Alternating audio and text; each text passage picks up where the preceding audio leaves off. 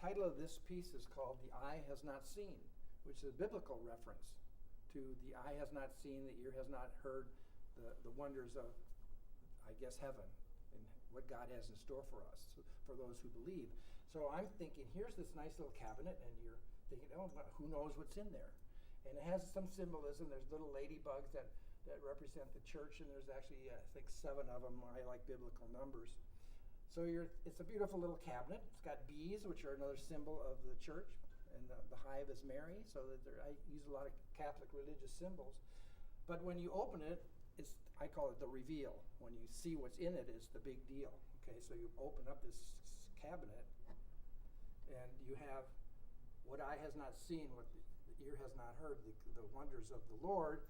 And it has all this interesting, intricate detail of life, of what's out there in the cosmos, what's there in the inner cosmos of our molecular structure. There's little basilica, and lightning bolts, and brain nerve cells. That's what these things are, little nerve cells.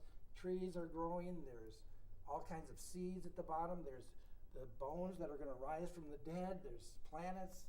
It's just kind of an amazing thing to look at. Even if you don't know that there's meaning, it has all the elements of design, of color and texture, repetition. But to me, it's a symbol of the possibilities of what's out there that we haven't experienced yet. We think we know it all. We think because of science, but there's stuff going on out there that we haven't even thought about yet. We don't even know about, but we will before the end of time, I'm guessing. And if it's the end of time, then we'll really know, because we'll have all the answers.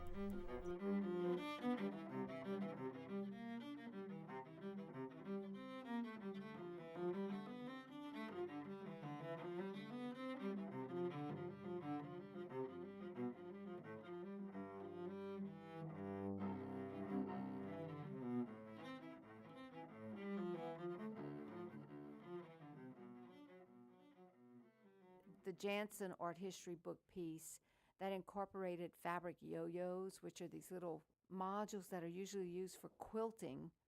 I've kind of adapted those to my work, and I use them as a design element. And that piece is titled, it's titled Not One Woman, Just Tits and Ass.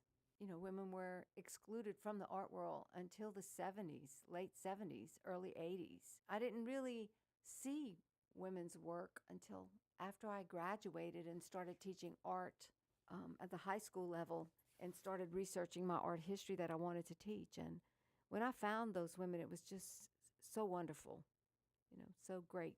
I had role models.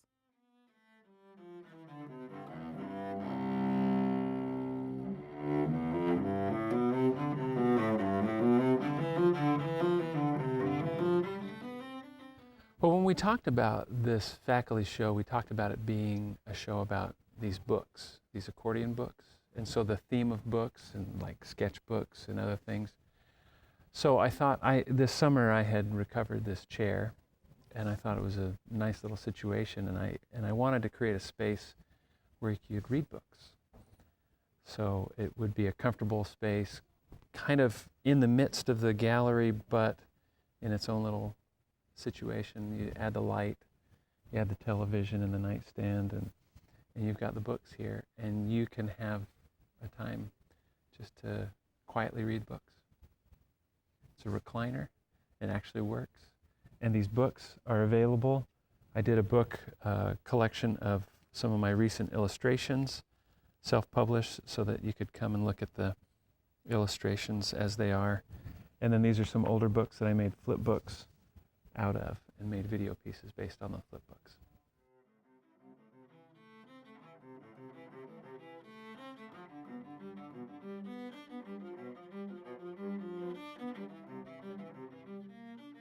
The title is a pun, Seam Antics and Semantics.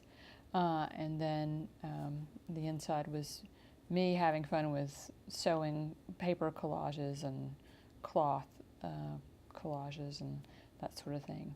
The interior spells the words us and then the word them, but they're booted up together, so you really kind of have to work to figure out what the book says, because it looks like it says USTHEM, which isn't actually anything, but it is, because really us and them, we're all really the same people. We just choose who's us and who's them. So that was kind of the thoughts behind my book.